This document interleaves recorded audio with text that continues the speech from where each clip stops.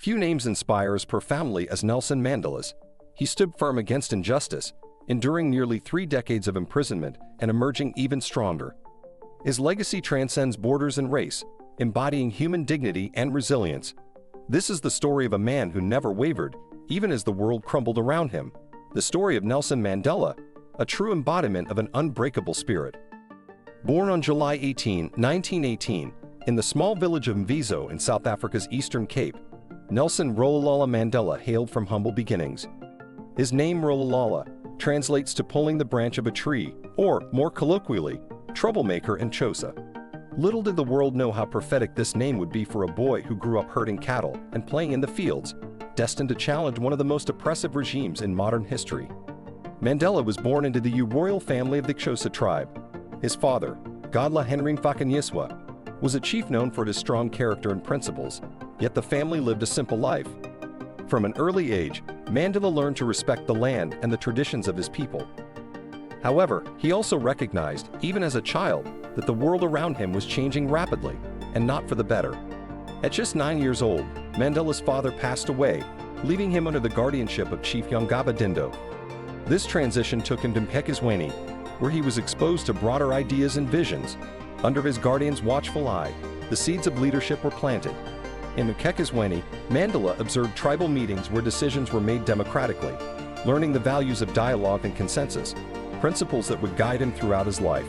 In 1939, Mandela attended the University of Fort Hare, the only institution of higher learning available to Black South Africans at the time. Fort Hare was a melting pot of future African leaders, and it was here that Mandela's eyes were truly opened to the broader struggles facing his people. At the university, his natural leadership abilities began to emerge, but it wasn't long before he faced his first major act of defiance in 1940. Mandela was expelled from Fort Hare for leading a student protest, a clear indication of the uncompromising principles that would define his later life. Unbowed, he moved to Johannesburg, where he began working as a clerk and continued his law studies through a correspondence course at the University of South Africa. Johannesburg was a city of stark contrasts. Wealthy white suburbs stood in sharp opposition to the impoverished black townships.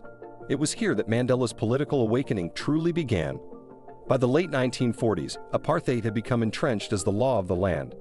The government, dominated by white Afrikaners, enforced a rigid system of racial segregation that stripped black South Africans of their basic rights. This system was built on brutality, oppression, and fear.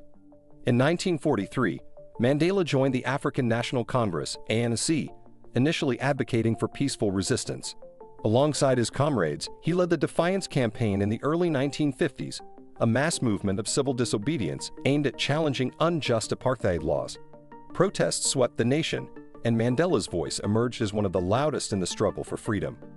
However, the government's response was ruthless. The apartheid regime began a crackdown, arresting activists, banning political organizations, and resorting to extreme violence. Faced with increasing repression, Mandela and his colleagues debated whether peaceful protest alone could topple such a brutal regime. The conclusion was clear. A new strategy was needed. In 1961, Mandela co-founded Umkhonto Sizwe, or Spear of the Nation, the armed wing of the ANC.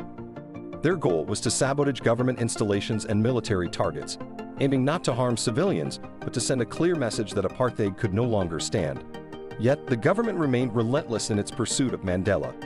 In 1962, Mandela was arrested and charged with sabotage and treason. The Rivonia trial, broadcast worldwide, showcased his defiance. From the dock, he declared, "I have fought against white domination and black domination. I cherish the ideal of a democratic society where all live in harmony and equality. It is an ideal I hope to achieve, but if necessary, I am prepared to die for it." Mandela was sentenced to life in prison, beginning a 27-year ordeal behind bars. He was sent to Robben Island, where he and other political prisoners endured hard labor and isolation. Mandela's only contact with the outside world was through censored letters and occasional family visits.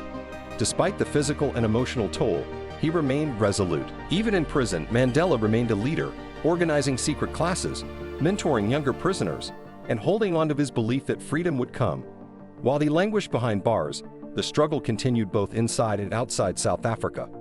Over the years, his name became a global symbol of resistance. The rallying cry, "Free Nelson Mandela," echoed through the streets of London, New York, and Paris. the international community could no longer ignore the horrors of apartheid. In 1984, the global campaign for Mandela's release intensified, with economic sanctions, boycotts, and diplomatic pressure mounting on the South African government.